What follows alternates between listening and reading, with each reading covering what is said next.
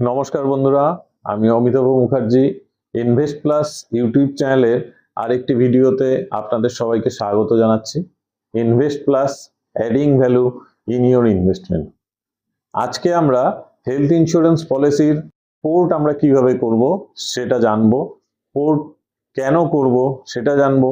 Port apply কখন করবেন, কিভাবে করবেন, পোর্টিং এর অ্যাডভান্টেজ বা ডিসঅ্যাডভান্টেজ এবং আমাদের যে আইআরডি অর্থাৎ ইন্স্যুরেন্স রেগুলেটরি ডেভেলপমেন্ট অথরিটির যে নিয়ম কানুন আছে পোর্ট সম্বন্ধে, সেগুলো কিন্তু আজকে আমরা এই ভিডিওর মাধ্যমে জানবো। তাই এই ভিডিওটি একটি গুরুত্বপূর্ণ ভিডিও হতে চলেছে। আপনারা দয়া করে ভিডিওটি পুরো দেখবেন এবং পোর্ট সম্বন্ধে আপনি যদি ভিডিওটি পুরো দেখে নেন তাহলে কিন্তু আপনার আর পোর্ট সম্বন্ধে আশা করি কোনো কোশ্চেন থাকবে না। তা বন্ধুরা, আমরা পোর্ট কেন করব?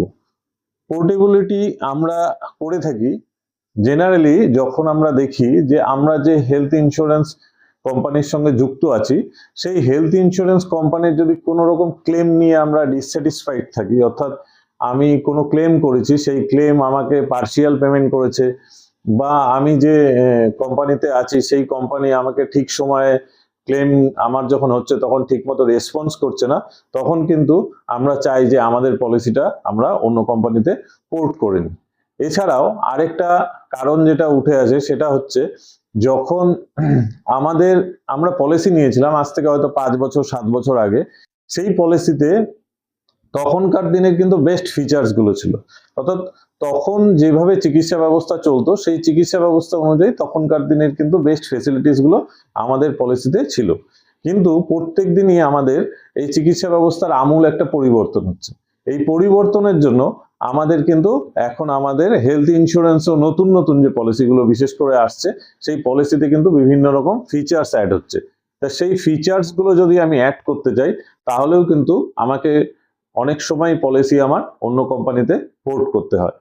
এছাড়াও আমরা যদি চাই যে আমাদের রুম রেন্ট কোনো রকম ক্যাপিং থাকবে না বা কোপে থাকবে না, আমার পলিসিতে কোনো রকম সাবলিমিটস থাকবে না, এই জিনিসগুলো হয়তো আমার প্রিভিয়াস পলিসিতে ছিল, সেই পলিসি যদি এখন নতুন কোনো পলিসিতে সেই জিনিসগুলো আমি নিয়ে আমি যদি অ্যাড করতে চাই তখন কিন্তু আমার পলিসিটা এই ক্ষেত্রেও কিন্তু আমরা পোর্ট করি। অথবা আমার যে ফাইন্যান্সিয়াল অ্যাডভাইজার ছিল সে কোনোভাবে হয়তো সে এই কাজটি আর করছে না বা তার সার্ভিসে আমি কোনোভাবে ডিস্যাটিসফাইড, তখনও কিন্তু আমরা অনেক সময় পলিসিটা এক কোম্পানি থেকে আরেক কোম্পানিতে পোর্ট করে নিই।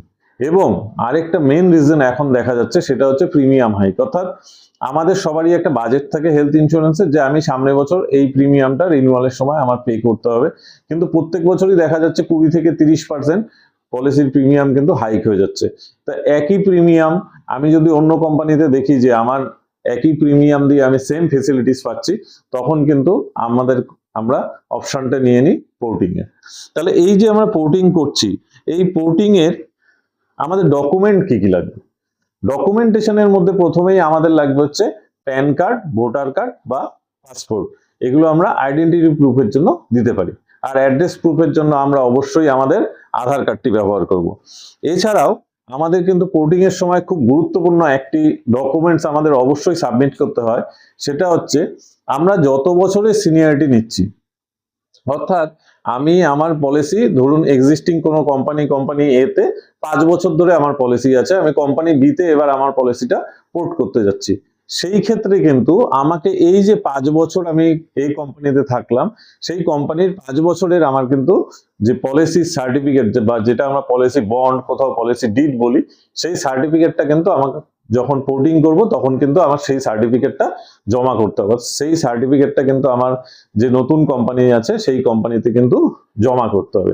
এছাড়াও আরেকটি গুরুত্বপূর্ণ ডকুমেন্ট হচ্ছে সেটা হচ্ছে আমার পোর্টেবিলিটি যখন হবে তখন কিন্তু অবশ্যই আমার যে প্রিভিয়াস পলিসি আছে সেই পলিসিতে আমার কোন রকম ক্লেম হয়েছে কিনা, যদি ক্লেম হয়ে থাকে সেই ক্লেমের প্রত্যেকটা নথি আমাকে কিন্তু অবশ্যই নতুন কোম্পানিকে জানাতে হবে।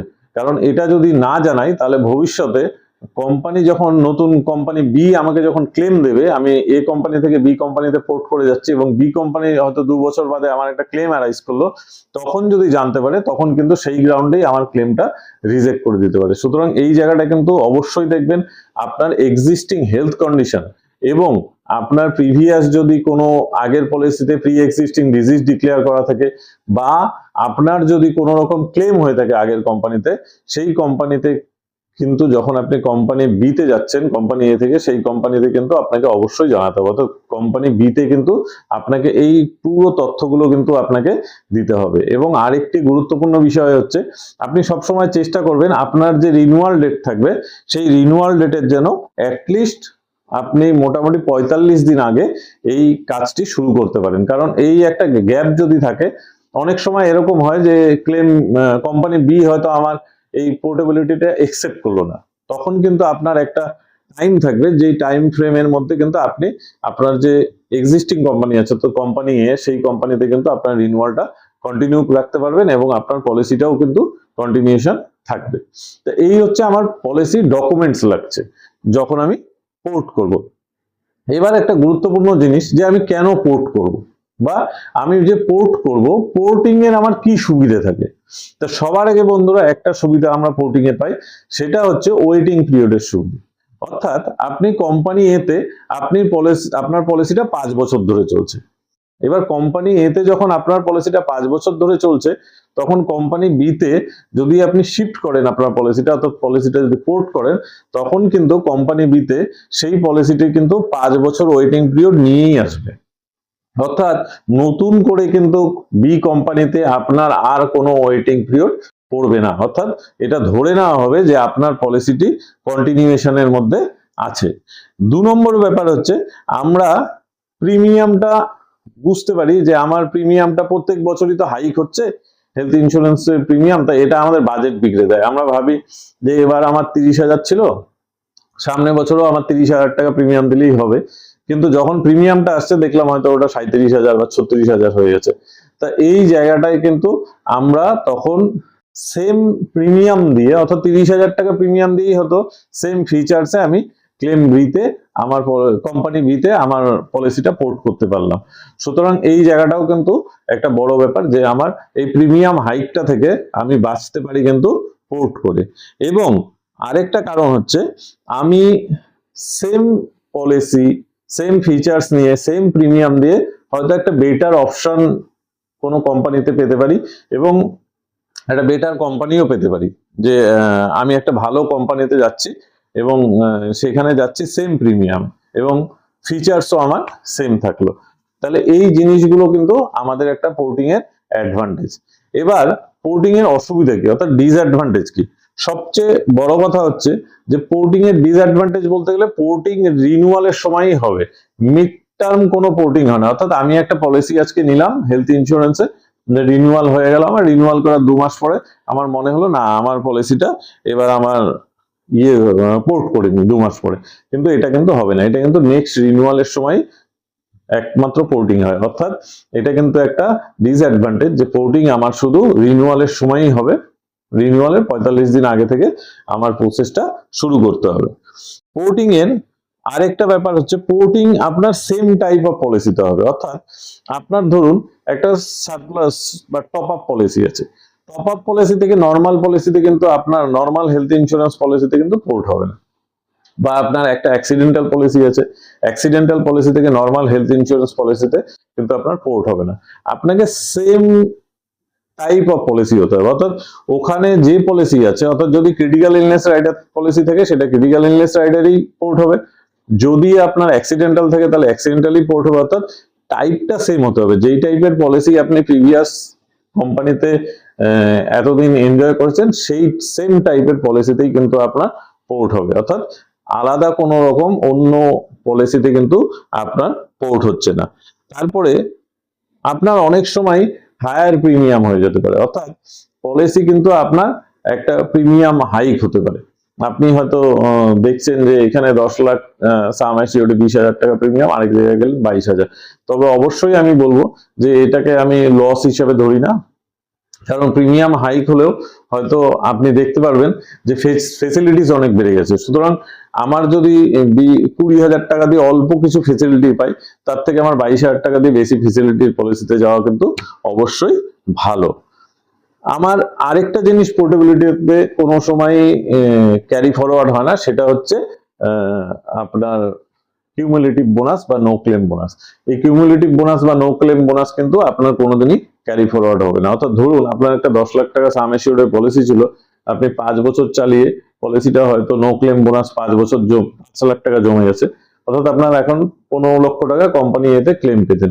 কিন্তু আপনি যখন কোম্পানি বিতে পোর্ট করছেন তখন কিন্তু আপনার 15 লক্ষ টাকা ক্যারি ফরওয়ার্ড হচ্ছে না, আপনার কিন্তু বেসিক সাম অ্যাসিওর্ড যে ছিল 10 লক্ষ টাকা শুধু সেটাই ক্যারি ফরওয়ার্ড হবে, কোনো রকম বোনাস কিন্তু পোর্টেবিলিটিতে ক্যারি ফরওয়ার্ড হয় না। তো এই জিনিসগুলো কিন্তু আমাদের ডিসঅ্যাডভান্টেজ পোর্টেবিলিটিতে থাকবে। এটা পোর্ট করার সময় কিন্তু এটা একটু মাইনরলি দেখে নেবেন।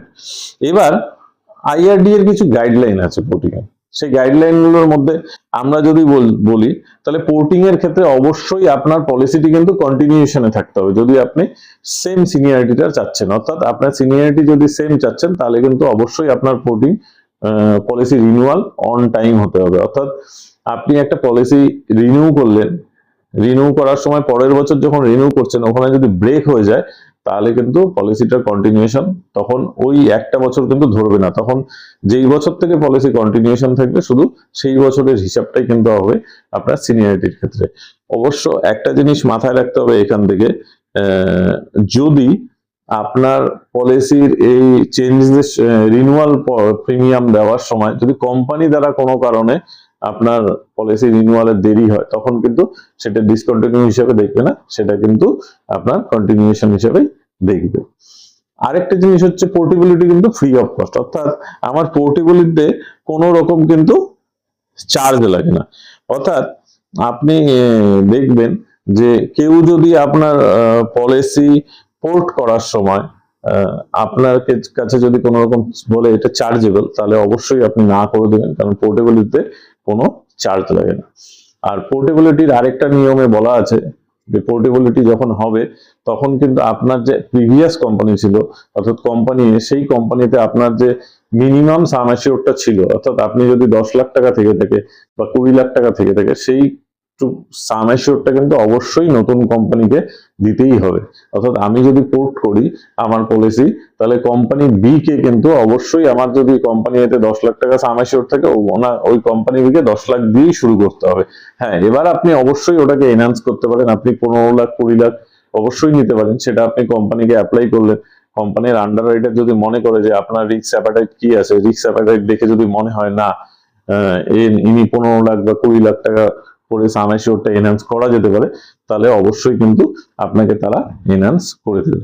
আরেকটা জিনিস হচ্ছে পোর্টেবিলিটি কিন্তু অবশ্যই আপনাকে আগেও বলেছিলাম যে 45 দিন আগে করতে হবে, ঠিক আছে। এবার পোর্টেবিলিটির সঙ্গে আরেকটা জিনিস আমাদের এখন খুব কমন একটা ওয়ার্ড আমরা পাই, সেটা হচ্ছে মাইগ্রেশন। মাইগ্রেশন আর পোর্টের ডিফারেন্সটা কি? পোর্টিং সবসময় আপনার হচ্ছে এক কোম্পানি থেকে আরেক কোম্পানিতে আপনি হেলথ ইন্স্যুরেন্স সার্ভিস প্রোভাইডারটাই চেঞ্জ করে দিচ্ছেন, অর্থাৎ কোম্পানি এ থেকে আপনি কোম্পানি বিতে যাচ্ছেন। মাইগ্রেশন কিন্তু সেটা হচ্ছে না, মাইগ্রেশন আপনার সেম সার্ভিস প্রোভাইডার থাকতে, অর্থাৎ আপনি যদি কোম্পানি এতে আগের পলিসি থাকে এখনো আমার কোম্পানি এতেই আছে, আমার কিন্তু কোম্পানি চেঞ্জ হচ্ছে না, শুধু আমার প্রোডাক্টটা চেঞ্জ হচ্ছে। অর্থাৎ পোর্টে আমি এক কোম্পানি থেকে সম্পূর্ণ পলিসিটাই আমি নিয়ে চলে গেলাম আরেক কোম্পানিতে, আর মাইগ্রেশনে আমি সেম কোম্পানিতে আমি শুধু প্রোডাক্টটা চেঞ্জ করে দিলাম। কেন চেঞ্জ করলাম? ওই পুরোনো প্রোডাক্টের থেকে হয়তো নতুন প্রোডাক্টে আমার ফেসিলিটিস আরো বেশি আছে, সাবলিমিটস নেই, কোপে নেই, আমি সাম অ্যাসিওরটা বাড়াতে পারছি, রুম রেন্টে ক্যাপিং নেই, এই জন্য আমি মাইগ্রেশন করছি। 2 নম্বর হচ্ছে মাইগ্রেশন কিন্তু আমার টাইমটা কম লাগবে, অর্থাৎ 30 দিন আগে থেকে আমি যদি এটার প্রসেসটা চালু করি তাহলেই কিন্তু হয়ে যায়। কারণ কি, আমাদের যে এক্সিস্টিং সার্ভিস প্রোভাইডার যেহেতু সেখানেই আমি শুধু প্রোডাক্টটা চেঞ্জ করছি, সুতরাং এখানে কিন্তু আমার ডকুমেন্টেশনের ঝামেলাটাও কম হবে এবং এখানে কিন্তু আমার চট করে মাইগ্রেশনটা একসেপ্ট হয়ে যাবে। হোয়ারাস পোর্টেবিলিটিতে কিন্তু 45 দিন আগেই লাগবে সময় এবং এটা কিন্তু একসেপ্ট নাও হতে পারে। Portability is not a right, এটা কিন্তু আপনার অধিকার না। যদি অন্য যে কোম্পানিতে আপনি যাচ্ছেন সেই কোম্পানি যদি মনে করে আপনার আন্ডাররাইট করার সময় যে আমি এনার যে রিস্ক অ্যাপাটাইট আছে সেই রিস্কটা আমি নিতে পারছি না, তাহলে কিন্তু আপনার পোর্টেবিলিটি উইথ রিজন আপনাকে রিফিউজও করতে পারে, অর্থাৎ ওরা পোর্টিং রিজেক্ট করে দিতে পারে। তারপরে আপনি মাইগ্রেশনে আরেকটা জিনিস যেটা পাচ্ছেন, মাইগ্রেশন কিন্তু আন্ডাররাইটিংটা অনেক সহজ হয়, অর্থাৎ যেহেতু আপনি সেম কোম্পানিতে থাকছেন তখন সেম কোম্পানি আপনাকে সহজেই আন্ডাররাইট করে দেয়, কারণ উনি জানে যে ওই কোম্পানি যে এর কি কি কি কি পাস্ট হিস্ট্রি আছে, মেডিকেল হিস্ট্রি আছে। কিন্তু নতুন কোম্পানিতে আপনি যখন আপনার পলিসি পোর্ট করবেন তখন কিন্তু এটা আন্ডাররাইটে একটা টাইম লাগবে। তাহলে পোর্টেবিলিটি আর মাইগ্রেশনের এই বেসিক পার্থক্য কিন্তু একটু আছে। অর্থাৎ পোর্টেবিলিটি হচ্ছে আমি এক কোম্পানি থেকে আরেক কোম্পানিতে আমার হেলথ ইন্স্যুরেন্সকে শিফট করছি, আর মাইগ্রেশন হচ্ছে আমি সেম কোম্পানিতেই শুধু প্রোডাক্টটা চেঞ্জ করে দিচ্ছি। তাহলে বন্ধুরা, আজকের এই ভিডিওর মাধ্যমে আপনারা কিন্তু পোর্টেবিলিটির A to Z আমি আপনাদের এক্সপ্লেন করে দিলাম। যদি তারপরেও আপনাদের কোনো কোশ্চেন থাকে অবশ্যই আমাকে কমেন্ট বক্সে লিখে জানাবেন, আমি যতটা দ্রুত সম্ভব আপনাদের উত্তর দেওয়ার চেষ্টা করব। আর পোর্টেবিলিটি আপনাদের যদি প্রয়োজন মনে হয় তবে অবশ্যই করবেন। আমার যদি ভিউ থেকে বলেন তাহলে আমি বলবো যে আপনি এক কোম্পানিতে সেম কোম্পানি থেকে আরো বেটার পলিসিতে যদি যেতে পারেন সেটা আমার মনে হয় বেটার হয়। কারণ পোর্টেবিলিটি একসেপ্ট হওয়ার একটা ব্যাপার আছে। অনেক সময় কি হয়, আমি পলিসি পোর্ট করলাম, হয়তো আমি সঠিক তথ্যগুলো তখন দিতে ভুলে গেলাম, তখন হঠাৎ করে ক্লেম আসলো, ক্লেমটা রিজেকশন হয়ে যেতে পারে। তো যাই হোক, এটা সম্পূর্ণ আমার ব্যক্তিগত মতামত। আপনার যদি কোনোভাবেই কোনো রকম এই সংক্রান্ত বিষয়গুলি করতে হয়, অর্থাৎ পোর্ট করতে হয় বা মাইগ্রেশন করতে হয়, আপনি অবশ্যই আপনার ফাইন্যান্সিয়াল অ্যাডভাইজারের সঙ্গে একবার কথা বলে নেবেন। এই ভিডিওটি আজকে এতটুকুই। আপনাদের যদি ভিডিওটি ভালো লাগে বা ইনফরমেটিভ মনে হয় তাহলে অবশ্যই চ্যানেলটিকে সাবস্ক্রাইব করে না থাকলে সাবস্ক্রাইব করে দেবেন, বেল বাটনটা প্রেস করে দেবেন যাতে যখনই আমরা ভিডিও রিলিজ করব আপনার কাছে সবার আগে নোটিফিকেশনটি চলে যায়। আর হ্যাঁ, একটি লাইক এবং কমেন্ট অবশ্যই করে দেবেন। ধন্যবাদ।